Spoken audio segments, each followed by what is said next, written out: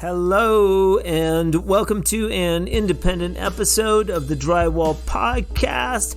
I am your host, once again, Nick Harmon. With us today, Dusty Pollard from Grand Prairie, Alberta. We talk a lot about pricing and how he was able to raise his skill level quickly by working with a journeyman. And we also talk about the union and how much he learned in the union, and also maybe a little bit about proper level 5. And then piece rate was just shit. Yeah, it was just get the mud up the wall, get to the next job.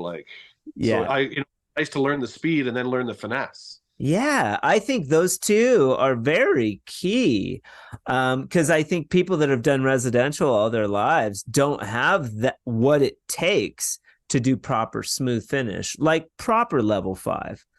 That was the thing. It was all commercial, so I've never done commercial before then. So it was taught me a lot about level 5, different fire taping, all that, all the things you don't know about in residential. Dusty was an absolute pleasure to talk to, and we have a very nice discussion, and I hope you guys enjoy this one as much as I did. Shout out to CanAm Tools for sponsoring the Drywall Podcast in the month of November. This is the third month that CanAm has sponsored us, and we appreciate them for that. This is no ordinary month of sponsorship. We'll be giving out some amazing CanAm tools after every single episode in the month of November. Head on over to our Instagram page and like the Drywall Podcast page, and then be on the lookout for posts mentioning this particular giveaway and follow the instructions. We'll be asking you to tag a friend and also mention in the comments what you enjoy about the podcast. This week, tune in tomorrow. CanAm will be giving away an awesome flusher handle, a roller handle, and also a 32-inch compound tube. They're brand new and they're beautiful. Good luck to everyone, and thank you so much for listening to the Drywall Podcast.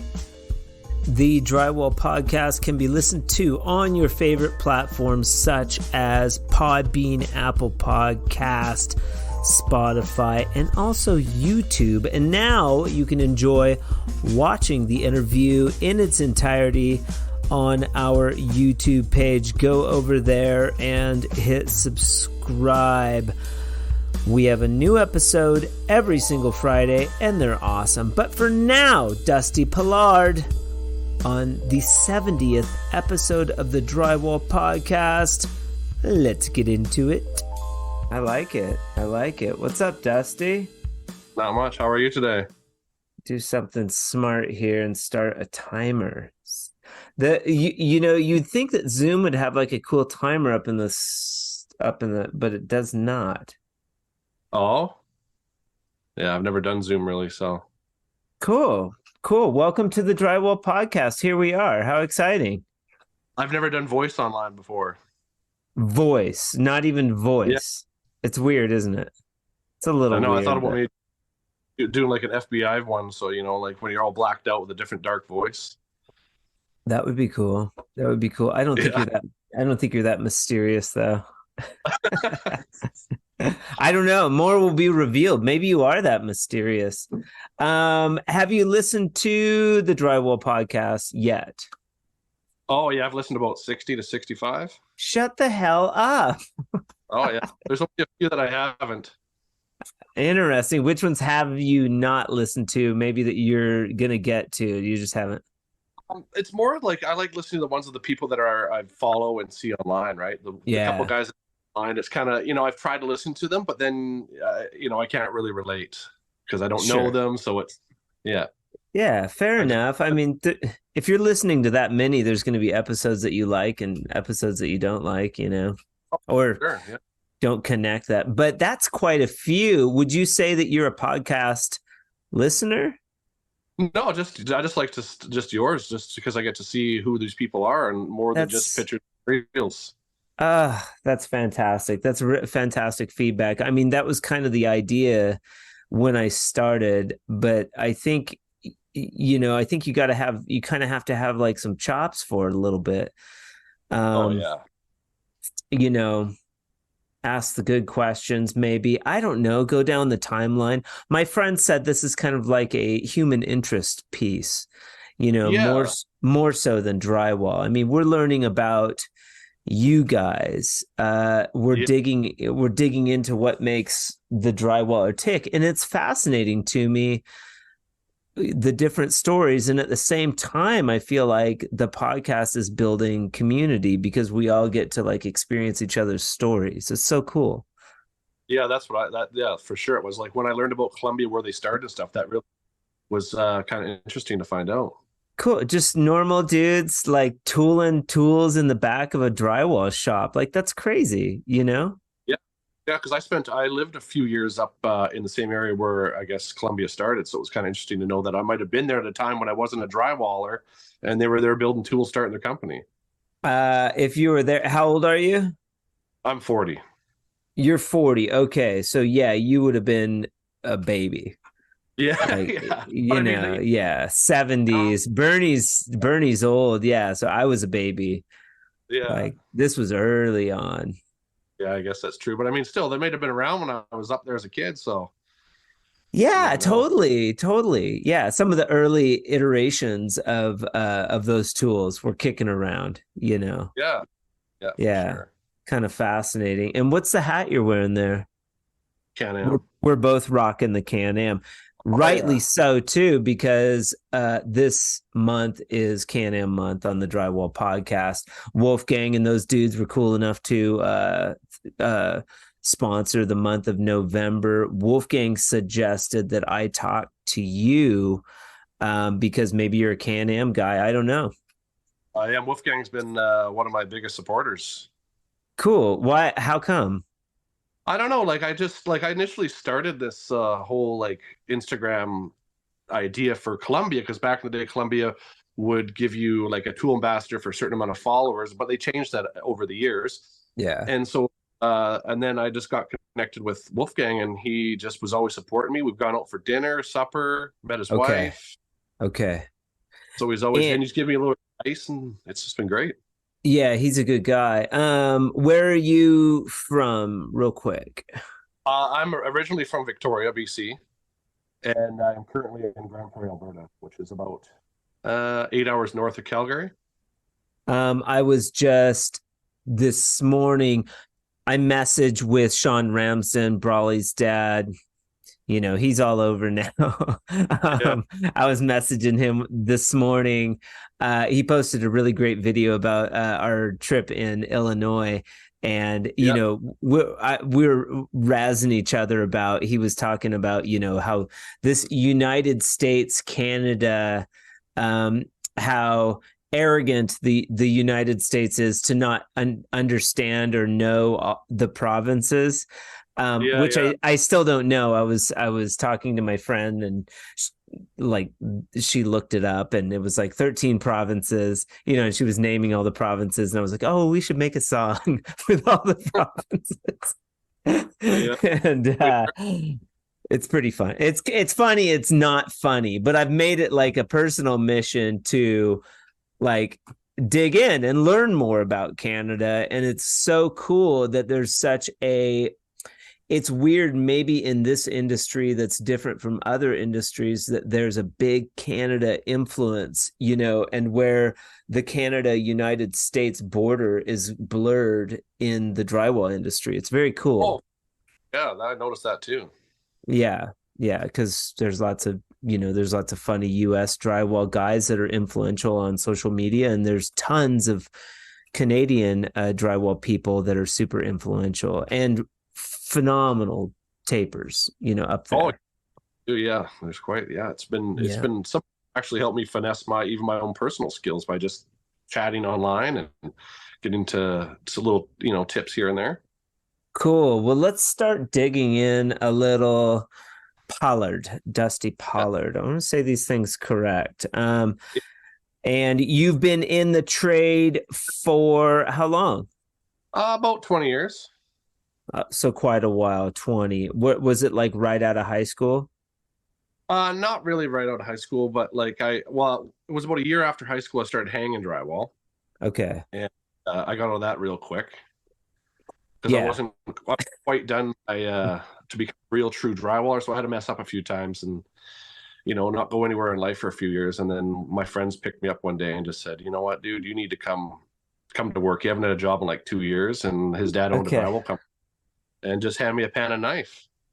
That's funny. So you were messing up a little bit there for a bit, but you were kind of in and out of drywall, or this preceded hanging? You were floundering.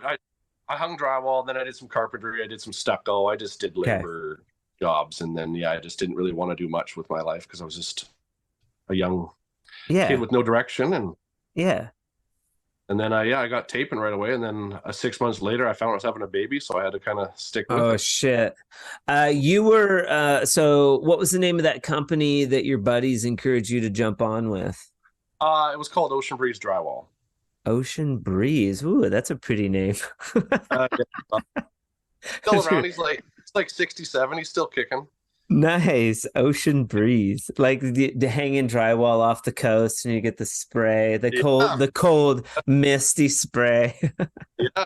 Well, where I'm from, the small town, when I was that age, they were putting like 700 homes. So everyone in that small town was getting jobs up the subdivision. Okay. All right. So, and you started out hanging, right? Yeah, I did that for about 6 months to a year, and then that was enough for me. So, but I feel like that's really a good place to start. I started with mud. I hung a little bit, but not enough to be any good at it. Yeah. But I feel like if you have hanging chops, that's a really good foundation for taping. Am I wrong? Yeah. Yeah, I think so. I think it's helped me quite a bit. Like, I'm not the best boarder, but I mean, I can hang a room or whatever by myself. It's no problem. Right. Okay. If you just hung drywall, I think it's harder maybe to learn taping. But if you kind of do both, it's kind of gets you a little bit further in life. Yeah. And you even have a little bit of framing, which I think is also important. Yeah, I've done like maybe a couple times helping someone frame, but it's not really my forte. Not your forte. Steel stud or just regular stick? Just regular framing. Okay. All right. Yeah. Yeah. Sean Ramsden does a little bit of. He's done some steel stud, so he's like he's into that stuff a little bit. Yeah, my buddy said it's easier to do than wood framing, but when people see I can mud, they're like, I'd rather do that. I've seen some of the cool, like the drywall art stuff where they're hanging that like bendy metal channel stuff, and then they're have you seen that stuff and watch those guys do that? It's so cool. I've seen a few of it, like when I've done like back in Victoria, we did a lot more commercial, and it was a lot of that stuff when I was younger. So cool. And then you can have like the reveal, up top. You can have like a big reveal where you could put LED light. You could do fancy entertainment centers or whatever. I'd like to learn how to do that. I don't say that much, but that is cool because it would look cool with the fresco too. Like, you could do it all up. Yeah, for sure. Very well. Where are we going to go from here? So you're working with Ocean Breeze. You're 20 years old. At that time, are those guys using the tools, or are you hand finishing? We were all tools. Okay. I was just a laborer, and I was just making like $12 an hour helping my buddy. Yeah. Do houses, and I really wasn't going anywhere because I wasn't really, learning much more than spotting screws and mixing mud. And then the owner of the company's good friend, he was an older fella, and he had a hip replacement. And he's like, I need you to come with me. He stole me from my friend, and he's like, I'm going to teach you all the tools, and in 6 months, I got to go hip replacement. So you're going to take over all my contracts. Beautiful. What a smart guy. Who was that? So his name is Jens. He basically trained me. Wait, is Jens? Jens. Yeah, he was from Denmark. How do you spell that? Jens. Jens. Okay. Everyone calls him Jens, but the way he pronounced it in Danish is Yen. Okay. Yeah. Yen, like the Chinese money, the yen. Yeah, I guess that's how. Yeah, so everyone, but his nickname was Brother Hubbard. Call him Brother. Like he came over and Yeah, stole you away from Ocean Breeze. yeah. Well, he worked for Ocean Breeze. We're both subcontractors off of him, so he just took me from my buddy and brought me over to his side.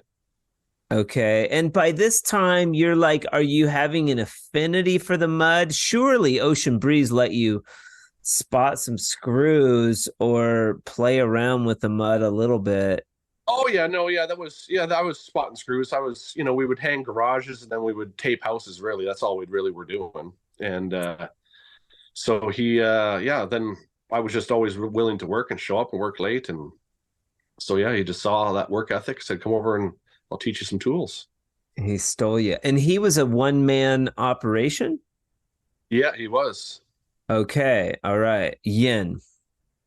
So yeah, that's how I think I've gone that whole way in my life too. I've just been a one-man show for 80% of my career. Okay. And what was the name of Yen's company? He was just a sole proprietor, so it's just him. Okay. Just Yen. Single. Okay. Neat.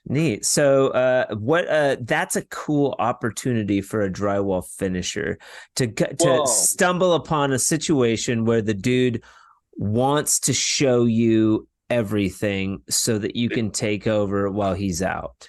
Yeah, so I went from 12 an hour to 40% of the contracts within 6 months. Beautiful. And so stop me if I'm wrong too. I was in a 3-year apprenticeship program. Now the question has been breached recently that I've seen where they're like, how long does it take to learn drywall? I think I got into a debate recently. Actually, it was in Illinois. This contractor was kind of talking down his nose at Chad, who's a drywall dude, and I'm listening, and this is at a bar, and they've had a little bit to drink, and the guy, and it always falls into that realm of, I can do that. What you do is easy. He's not saying this verbatim, but the contractor's like, I'm a big time general contractor. I build houses, or I babysit subcontractors, and you're a lowly drywaller.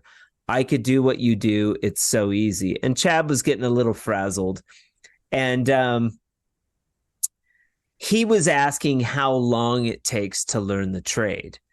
I was like, well, and there's a bunch of different ways to answer that question, because the apprenticeship the school that I went to was a 3-year program, which is adequate.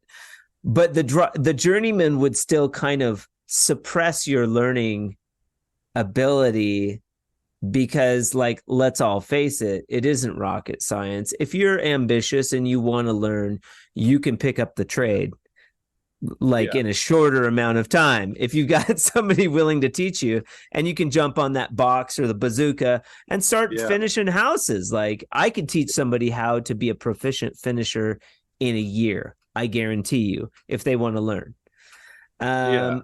So I would say anywhere from a year to a 3 years, but I tell that story because you had this distinct opportunity to take a crash course in finishing.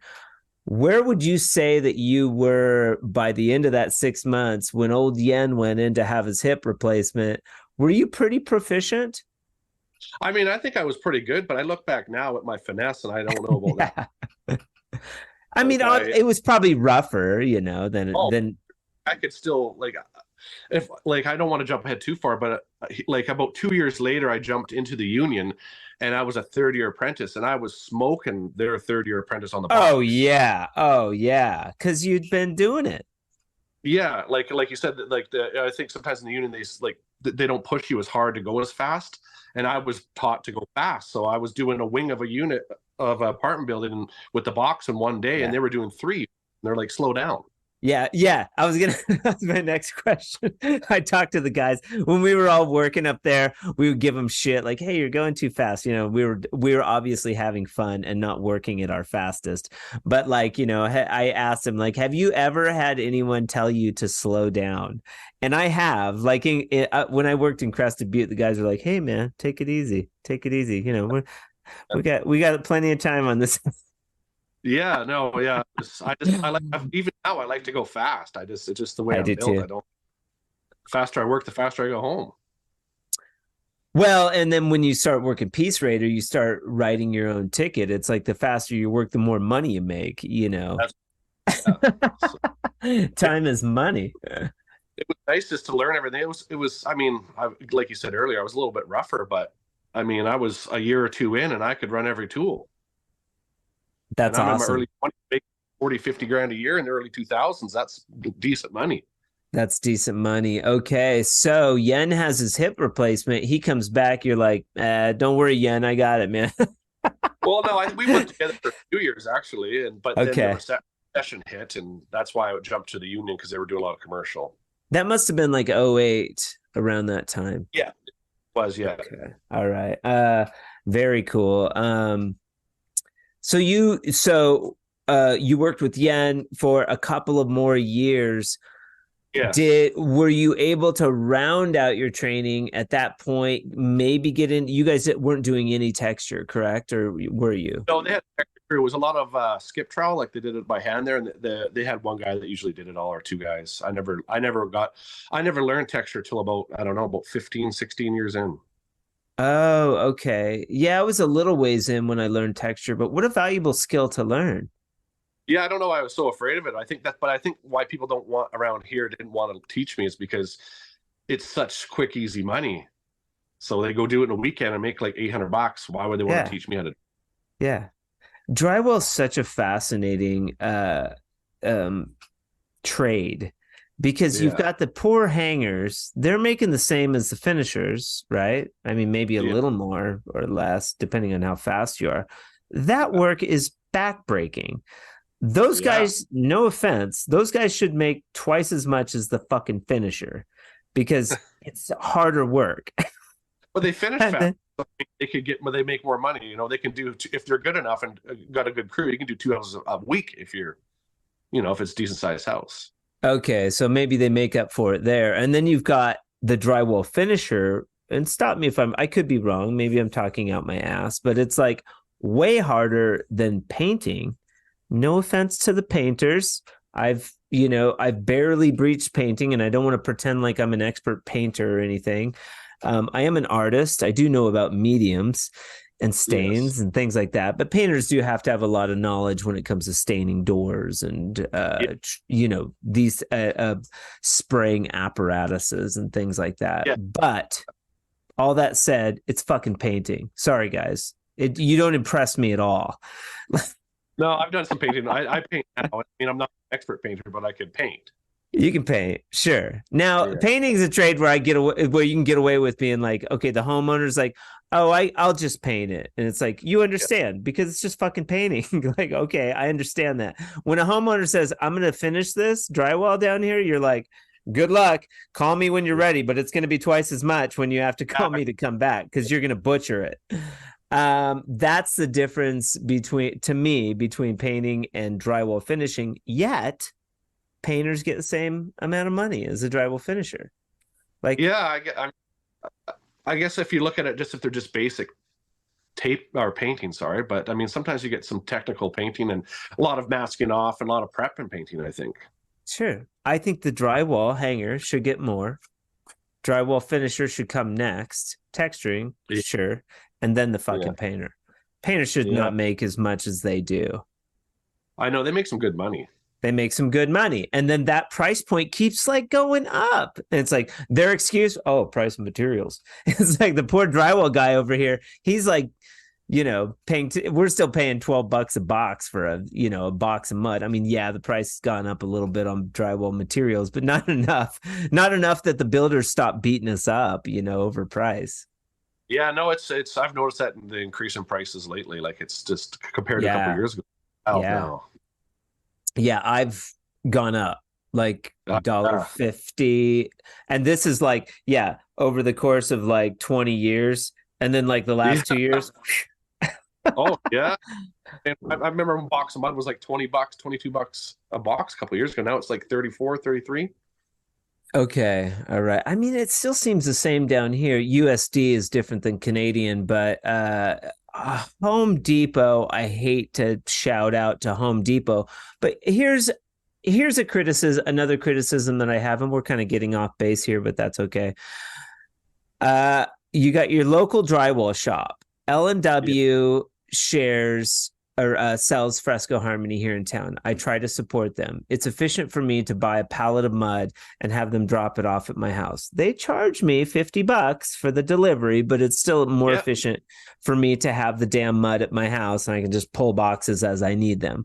I don't have to go to the shop every time I need mud. Now, if I do have to go to the shop, it's more efficient for me to go to Home Depot because I don't have to deal with the like yard guy picking daisies on his like forklift going to get the material. I'm standing there for 30 minutes. I don't have that time. I go into Home Depot, I load up the cart, I take it out to my truck, and I'm out of there in 10 minutes. Have you noticed that?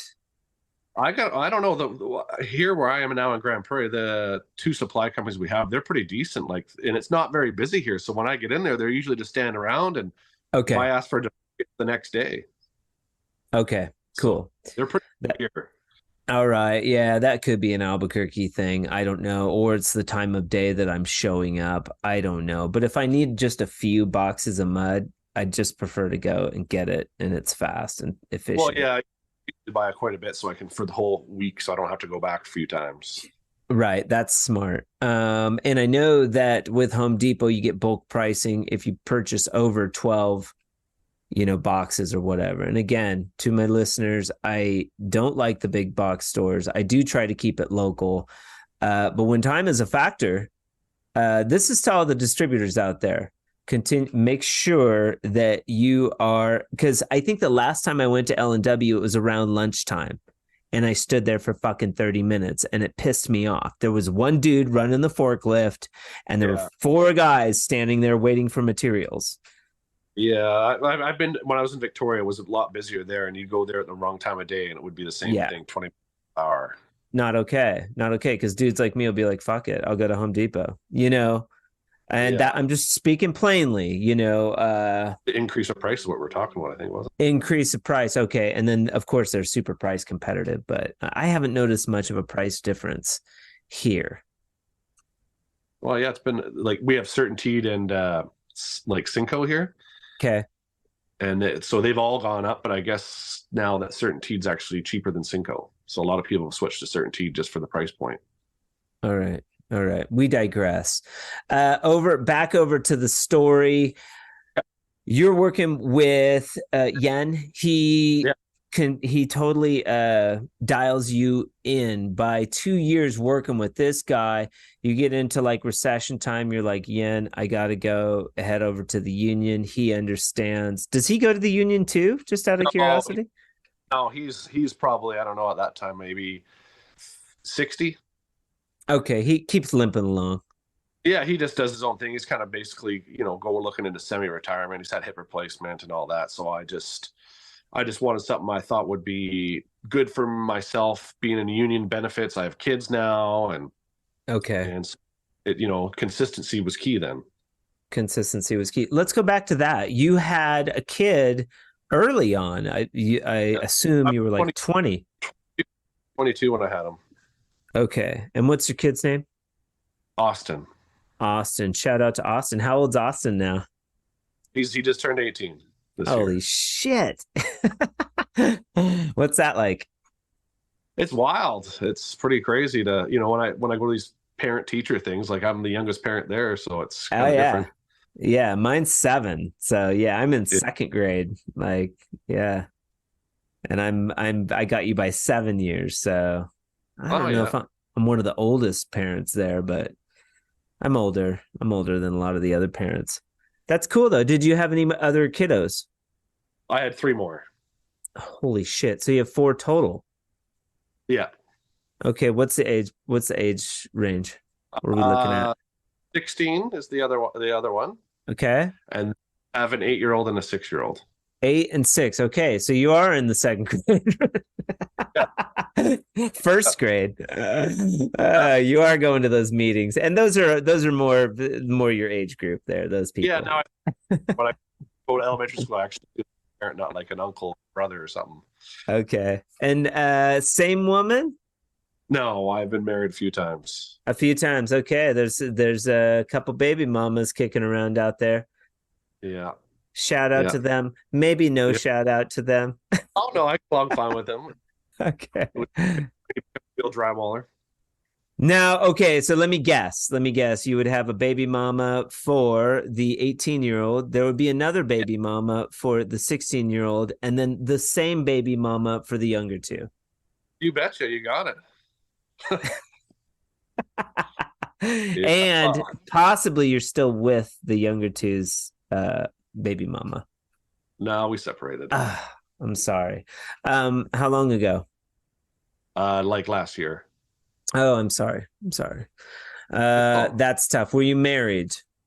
Yeah, we were. Yeah, you were. Did you marry the other two? Just one. Just one. So you've been married twice. I've been married twice. Yeah. Well, the first one we were just we had a kid young and went through a lot, and it just wasn't meant to be as a relationship. But we get along fine. Okay, and Austin is a boy. What's the 16-year-old name and sex? His name's Dallas. He's a boy. Dallas, boy. And then this, you said 6? 8. He's my son is 8. His name's Lincoln. Lincoln, 3 boys so far, doing good. And the 6-year-old. My daughter, London. Daughter, finally got a daughter, London. Great names. That was it. That was over. Does Austin come and help you at all? No, he lives in Victoria. Okay. All right. And he's the brains of the family. He's actually in college and smart. Works 2 jobs, paying for himself to go to college and all that. Shut the hell up. What's he studying in college? Business admin with a degree in marketing. Yeah, smart. Help Dad run the business one day so he could get this degree and help me with the business end of it.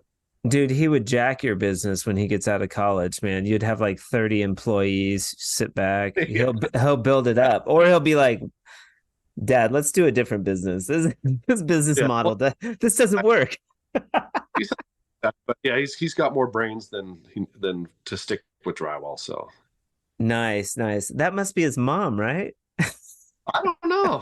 I think he says I'm his inspiration because everything I've been through, I've always stayed working hard and just driven, and it's just been an inspiration for him, he said. That's awesome. The little guys, they're watching, man. They're watching all the time. Yeah, that's right. That's so cool. How cool would it be to I'm looking forward to those days when my son is, older. But you really have to appreciate those years when they're younger, because they go so quick. Yeah, well, that's what it is. I didn't really, life went so fast that now that my younger kids are younger, it's kind of nice. I try to absorb every moment I can with them. Right. Yeah. So, very cool. So Austin's off. He's like, side note, Austin's getting prepared to take over Dusty's business, and he's just going to jack your business. You guys are going to be so busy. You'll just be doing office work all day, and you won't have any time to go into the field. Yeah, no, that'd be good. I wouldn't mind that. Yeah, you wouldn't mind that. But you're in the union now. You're blowing the pants off of these guys. How long do you stay in the union for? I think I stayed for 2 years, and the recession was just, it was probably like 2010, and it was still pretty bad, and the union was even slowing down, and I just felt like the union was not placed for me. Why? I was just a little bit more driven. Like I just, I wanted to work. I didn't want to do my 9 to 5 Monday to Friday. Eat lunch. Like let break. Hey, it's break time. Break time, guys. We got to have 2 breaks. Yeah, exactly. But it was nice because I worked with a really good journeyman, probably one of the cleanest tapers I ever worked with. And he taught me a lot of finesse. Like without him, I don't think I would have been as good. So I mean, people talk trash about the union, but my experience with the union was like proper drywall. And then piece rate was just shit. Yeah, it was just get the mud out the wall, get to the next job. So I used to learn the speed and then learn the finesse. Yeah, I think those two are very key because I think people that have done residential all their lives don't have what it takes to do proper smooth finish, like proper level 5. You know, that was the thing. It was all commercial, so I've never done commercial before then. So it was taught me a lot about level 5, different fire taping, all that, all the things you don't know about in residential. Well, one thing that occurs to me is like if there would be a dimple in the drywall, like the dudes would cut it out, rub it with the butt of their knife, and it's like, what are you guys doing? Yeah, right. Interesting. But you'd have these guys do it, and then we would mess with some of the journeymen because you never beat in the screw or nail. They didn't use screws, but you never beat it in with the back of your knife. So we go around like if we knew there was like an anal journeyman finisher, and we'd like beat on the wall, come running. What are you doing? Yeah, right. Yeah. But I was an ornery apprentice. It probably goes without saying, but we had a lot of fun with those guys. So post union, where does Dusty go from here? Well, I did a little bit of piecework for a few guys, and I was doing a hotel, and I was making $20 an hour subcontract, and it was just brutal. And my ex-wife we were married then, and she had friends in Alberta, and she's like, it's getting busy there. Do you want to head out there? And I ended up landing some contracting work out here. So we just, in January of 2011, we moved out here. Okay. And now, forgive my ignorance, the location of Grand Prairie, Alberta to Victoria, how far are we talking? About 1,400 kilometers away. Okay. So it's a good day and a half drive. Okay. That's a bit. Oh, yeah. That's a bit. Yes. It was a big change coming from the West Coast to never seeing real much snow or colder than -5. It was we moved up in January in sandals and shorts. Okay. And it was -4, so it was a big change. A little bit chilly up there. Yeah, I've seen some of the snow pictures coming in. Sorry, everybody. It just finally got cold. I had to put on a hoodie. Right? Yeah, that's not like Victoria. My buddy was lawn last week in t-shirt and shorts. Yeah. I'm originally from Washington State, so I'm up in that area. It was cold, rainy, but Portland, Oregon was where I worked in the union. Oh, okay. Yeah. It's kind of the deal is I get, the whole West Coast up that Northwest is same kind of weather. Frigid. It gets frigid. Probably more rain down there than Victoria, but I mean, Victoria gets its fair share of rain. Oh yeah, quite a bit. Yeah, coming off the coast there. Cool. So you work on this job. It kind of sucks. This piece rate job. Is this when you kind of decide that you're going to go on your own? Yeah, I was just tired of making no money. I was only working 6-7 hours a day, and so just like I said, we got this friend of ours at the time saying there was work up in northern Alberta, so try to line up a gig, and so we took off. Drywall Magazine. Are you familiar with that guy? Yeah. Oh yeah, David. Are you on Are you on the Drywall Magazine page on Facebook? Oh, you betcha. Yeah. I've seen you. Your name it's very popular in my database of like drywall names. Dusty. I'm around for on the social media stuff, I think, for a while. So we've been following each other for a bit. Yeah. Yeah, for sure. Yeah, I just like to support people any way I can and just get to know everybody. Cool. And just.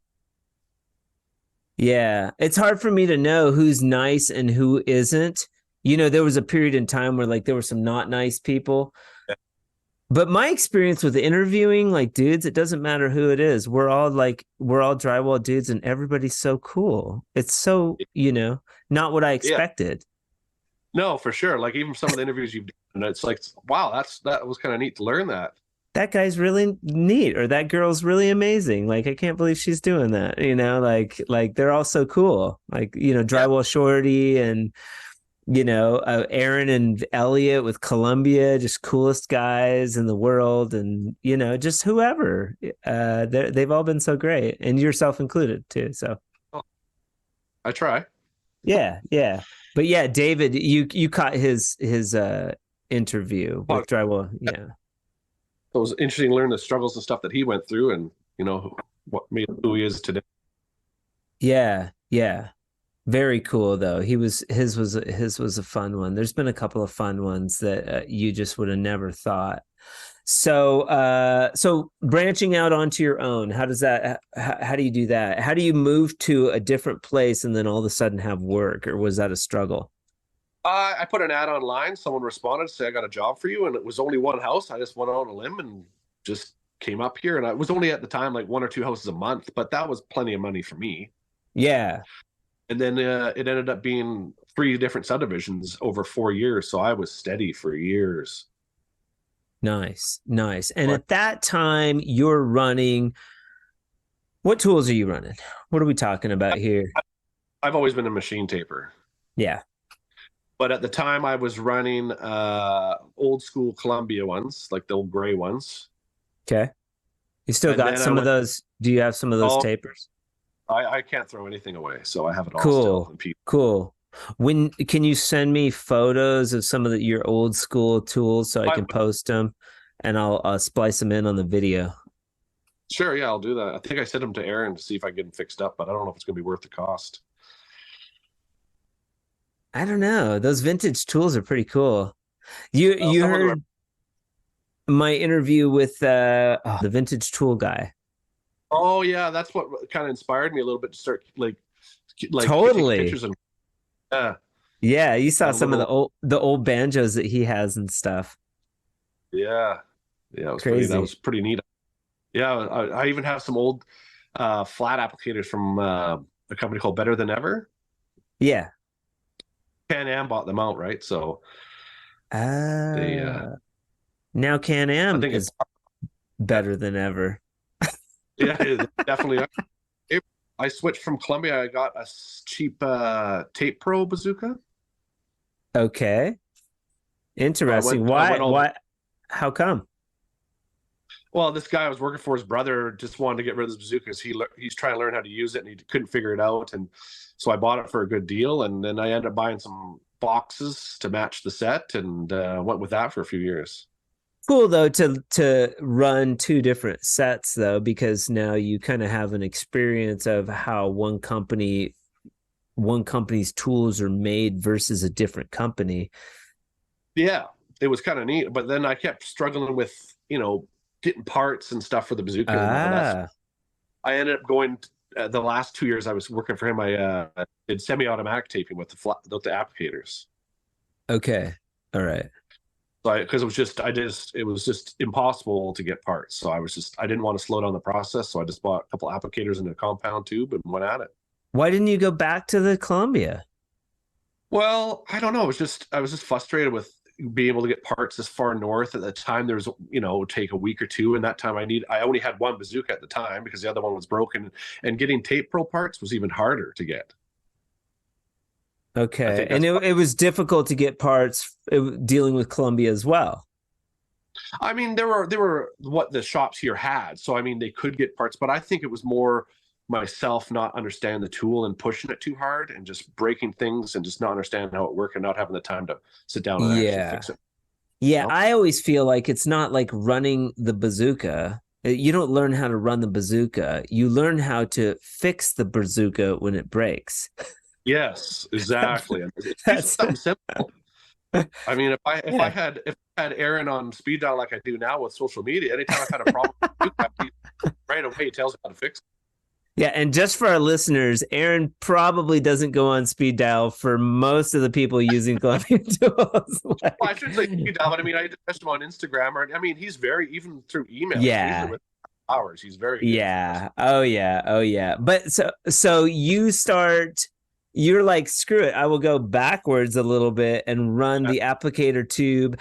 How did that system work where you're running the applicator tube and putting on tape? That's got to be a new system for you because you're used to the bazooka. It was a little bit of a learning curve, like how to do it all. And walk me through how you were doing it with just the tape. Well, I would just run the ceilings first off stilts, right? You would I would just run all the flats, and then I would get down, run all the flats in the walls, and then do the same system with angles. Now let's back it up even further though. You're putting the mud on with the compound tube, and then you have one of those weird tape roll dispensers on your belt, and you're putting the tape on and then wiping it in. Yeah, that's right. Yeah.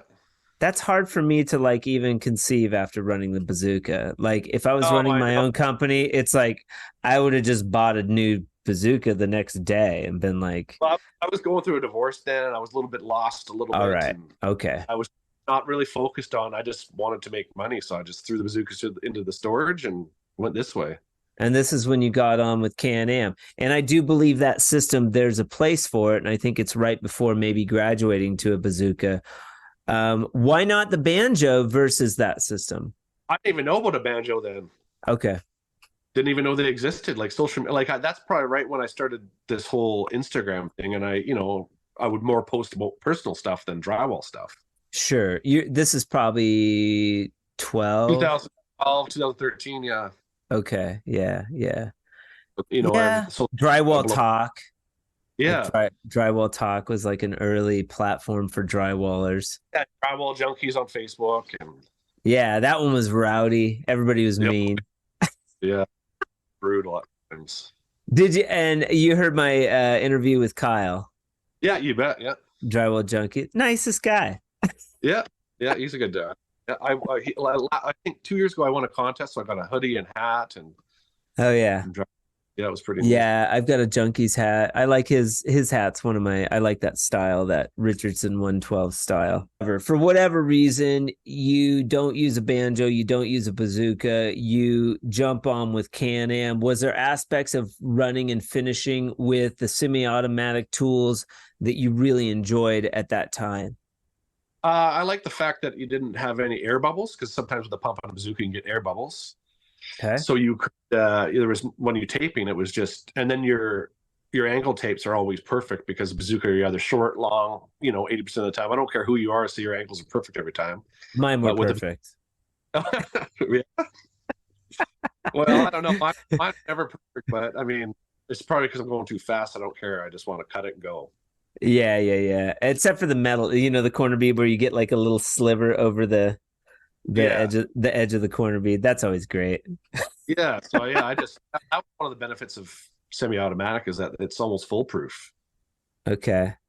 What do you think of the three-way? Have you tried that system yet? I have never tried the three-way out yet. No. Interesting. It seems like you would like that. That might be up your alley. You might. A few times I've pre-taped my three-ways, and then just when I run the bazooka or just do it with the tube, you just roll them flush and you're done. See, I was like, I'll bet you would dig them. So every interviewee gets a swag bucket from CSR, and I think they throw in a packet of three-ways. So maybe you'll get to try some out. It takes a while though. People bug me, but I'll like wait a couple months, and then I'll get the addresses over to CSR, and they'll send out the swag buckets. I'll be try one of those up. Yeah, for sure. Very cool. So that's how you got introduced to CanAm. Yeah. They're kind of like the corner of the semi-automatic tool market. Yeah. Yeah, they're up here in Canada. They're like, the way to go if you're semi-automatic. Okay. And there's kind of both schools up there. People just do the semi-automatic, it seems like, and people do automatic. Yeah, and then there's a lot of the guys that do the super taper too. Yeah, I feel like that. I call that the trainee tool. That's like the bazooka the bazooka trainer. Yeah, I mean, I get a few guys get pretty fast on flats with it, but when I bring the bazooka for angles, I smoke them. So yeah. It goes without saying. And I'm biased. I ran the bazooka. I did piece rate with a bazooka. Yeah, we learned the bazooka up when I was in the Union, like. When I moved to Arizona and people were running the banjo, I was just like, what? Why are you guys still running the banjo? It was like, when you're learning, everything's confusing, and the different systems, people have a proper way of doing it. And then you move somewhere else and it's like, oh no, this is the proper way. And then I go to Colorado and it's like, oh no, this is the proper way. But the advantage is learning these different systems just really rounded me out as a finisher. Yeah, I was going to say that. Yeah, for sure. Because, you know, not every job's the same. And I was lucky enough to get nothing but new construction for the first, you know, 8, 9, 10 years of my life. So all I was doing was these cookie cutter houses. So I didn't need to learn anything else. Right, right. So you started to get pretty busy with finishing in Alberta, Grand Prairie, and you're still up there doing finishing, and maybe now you run both or whatever sets you want. You kind of have you've got attention from, you got a Brawley's dad hat up there. I just noticed. Yeah, I was one of the people that. I don't have a Brawley's dad hat. This is bullshit. Oh, that's Sean's fault. I think I won his first contest. Oh, you did? It's my fault because I didn't tell them I was going to Illinois. I surprised them. And so he brought Brawley's stuff for all of the other dudes, but not me. So, well, you better get on it. Christmas soon. Yeah, Christmas is coming. It's funny. So yeah, we're considering doing more of these trainings. I've talked about it a little bit, where we find a house that somebody finds to do fresco harmony, and then we all just meet up there and go. That'd be so fun. I had to Vancouver at Columbia, but I had to end up working. I messaged him to go, and then 2 days before I couldn't get out of work, so I ended up not coming over to Vancouver to see you guys. Oh yeah, it would have been great to meet you. SSB he's doing fresco, he had a private little lesson there. I think we had 9 people signed up, and he was the only one really that showed. There was this other dude that showed up that wanted to learn about the taper. He had no clue how to run a taper. He was like a DIYer. Oh wow. Those guys had their hands full with him. And SSB and I did that accent wall, and he was asking tons of questions, and then he's done a couple projects up there now. Yeah, for sure. I've seen a few. Pretty cool. Yeah, he's pretty talented. Really cool guy, really nice guy. Yeah, we might be doing some work together in the future. He's got some jobs coming up, and he asked if I wanted to join him, so I might be helping him. There you go. And have you haven't dabbled with the fresco yet? No, I got one of your sample packs, so I just haven't had a chance to. I keep asking people if they want me to do it, and around here people don't know what it is, so they're like, I don't know, we'll just stick to paint or drywall or whatever. Well, I think even preceding that, though, I think find a wall in your own house or a friend's shop and do an accent wall, because and make a sample. Don't worry about selling it out of the gate. Do it and I'll tell people, make sure you want to do it. Make sure it's something you want to do before you go selling it. I think when people get most excited is after they start doing it. Then it's like, oh, this is super easy, and I can make a cool wall in their house. Yeah, no, it's pretty that's what I've seen. It seems daunting at first, but really it's just throw mud on the wall. Yeah, it's breaking all of the rules. We're leaving an unflat surface, we're leaving flash marks all over the place, and then we're not even sanding it. So it's very dumbed down drywall, and it looks beautiful when you're done. That's the beauty of it. Yeah, I love some of the colors. It looks amazing. Thank you. And we're getting more colors all the time, and people are using it. And I think the Drywall Podcast has a lot to do with that. But I mean, people like Cam and Sean are jumping on board, and they're giving it's getting a lot of attention more so now, that we're playing around with all these cool dudes, That's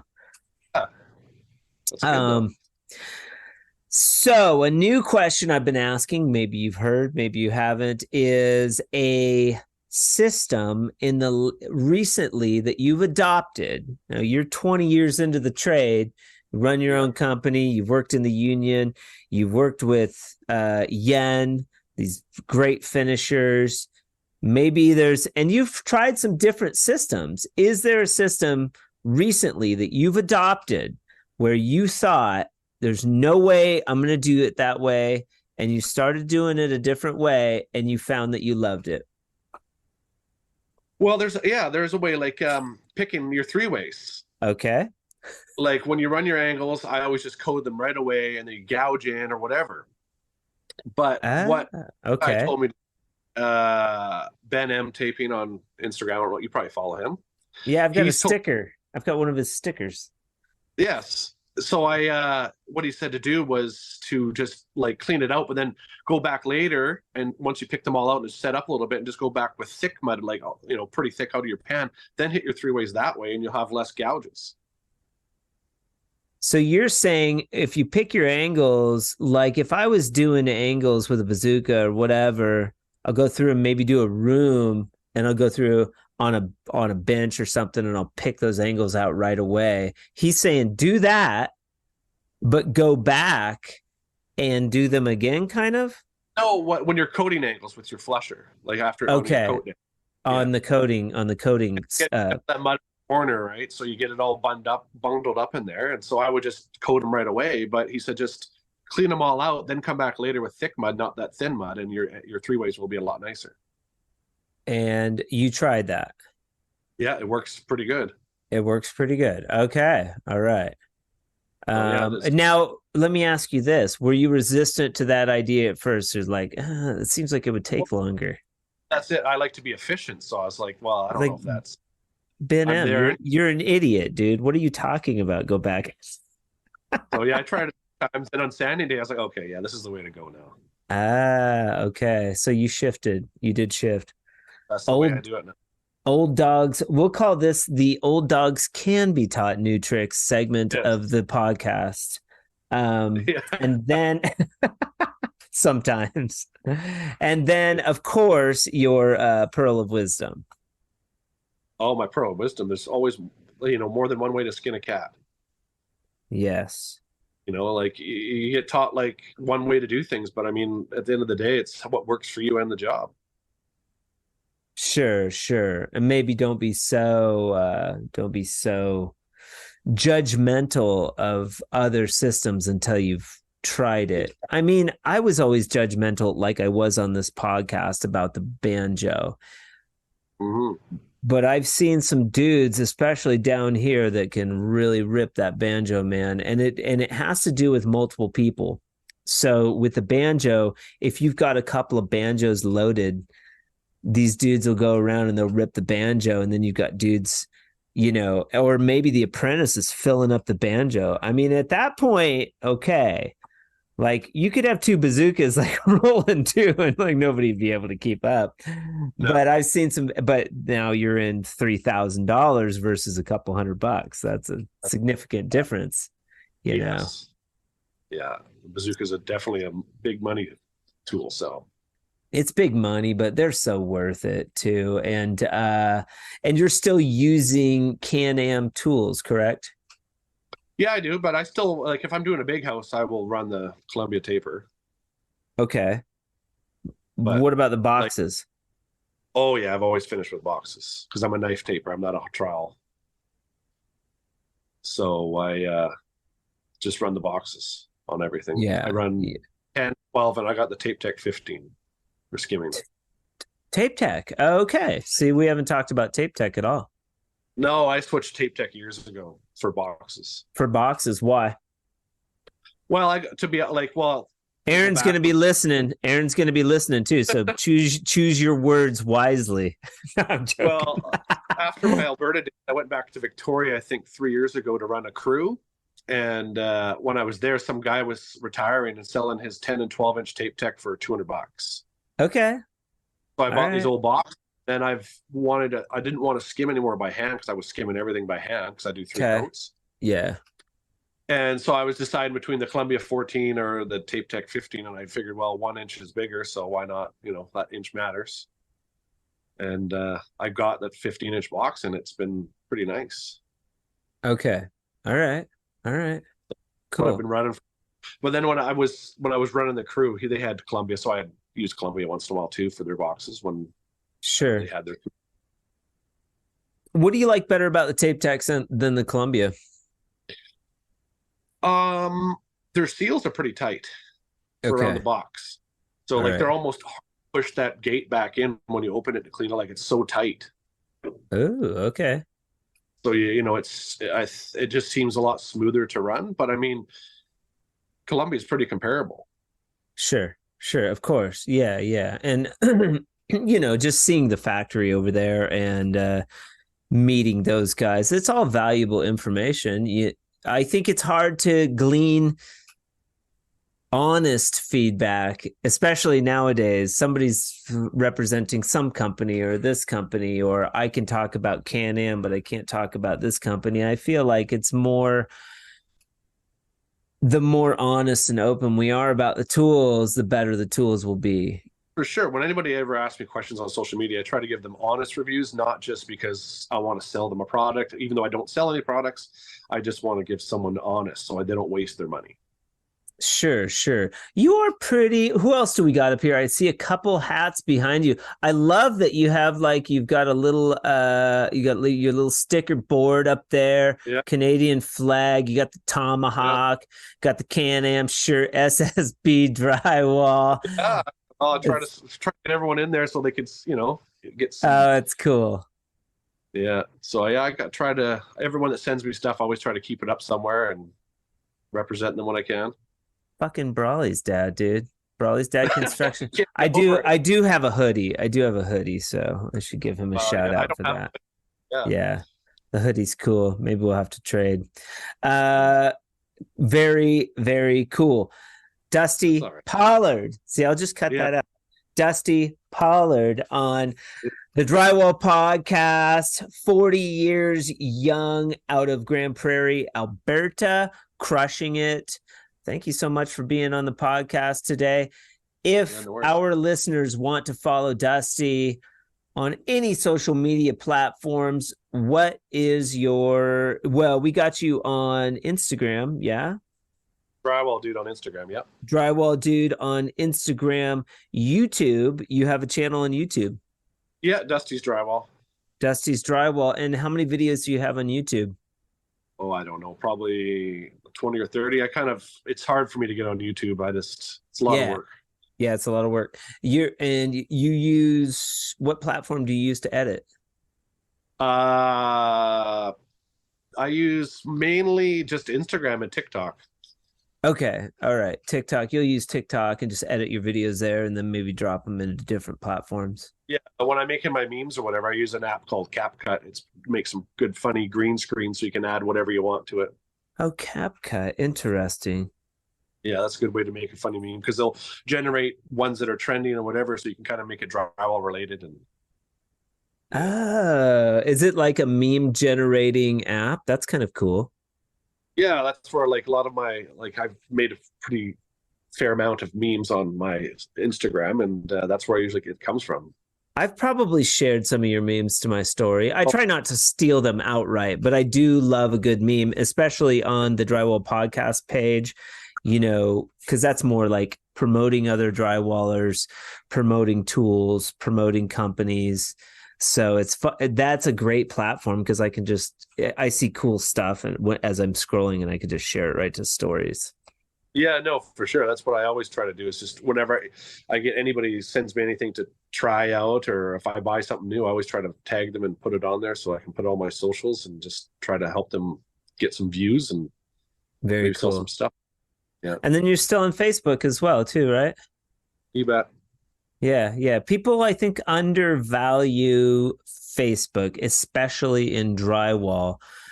I'm still getting tons of hits on Fresco Harmony stuff on Facebook. Yeah, my business is since I moved back to Grand Prairie, it's been mainly off of Facebook. Yep. It's crazy. People like my page, and then the next day I'm going to bid a job. I'm like, it's crazy. I'm not even having to do anything. Yep.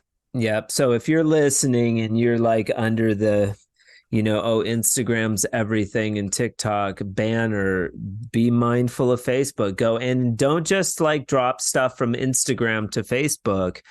Go into Facebook, engage with the audience, because people kind of know if you just share from Instagram to Facebook and you're never engaging, I think it's valuable. What does the future hold for Dusty in the drywall space? Well, I hope to just keep doing what I'm doing, and I don't really want to expand any more than who I am. I just like doing like I've gone down to doing small jobs, not houses anymore, and I kind of like doing 2 or 3 small. Because you're not working as hard, not standing as much, and I just hope to continue to be able to do this job for as long as I can, because I was born with the right name for this job. So yeah. All you have to do is incorporate a little bit of fresco harmony, dude, and you'll double your profit.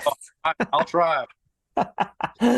Cool. Thank you so much for being with me today. This was an absolute pleasure. Pretty cool, right? Yeah, no, Wolfgang pushed me to do it too, so I'm glad he did. Yeah. Were you a little reluctant to do the podcast, and why? I'm not a big fan of putting my, face and mug on video. So, but Wolfgang did it, so why can't I, right? Yeah. No offense to Wolfgang, but I feel like he was a little nervous too. And I'm trying to get Zach I've never. Yeah, it'd be interesting to get him on there. Yeah, he's nervous, so we'll have to pull him in, wrangle him in. Just let people know too, if you're interested in coming on the Drywall Podcast, or somebody. It might seem a little intimidating, but it's not that big a deal, and it's a great conversation, and people want to hear your story. Well, for sure. I think it'll help you grow as well, and get to interact at a personal level other than just online.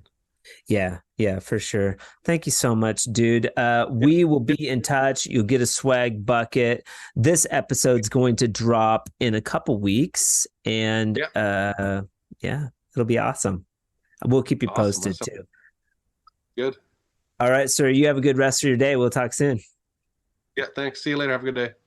Bye. Shout out to Dusty for being with us on the Drywall Podcast today. I appreciate your time, and I look forward to meeting you in person in the future.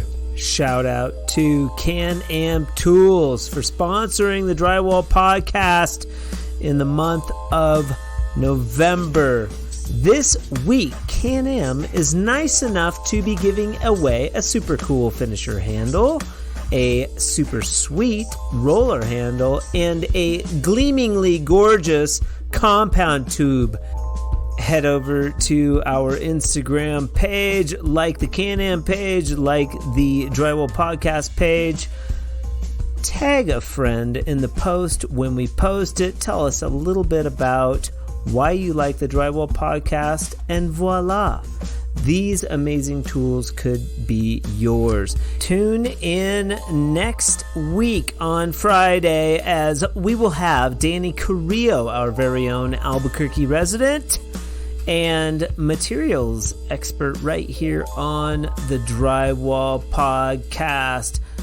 Thank you so much for joining me and all our friends on the Drywall Podcast today. I appreciate it very much. I hope you all have an amazing weekend, and remember, keep drywalling.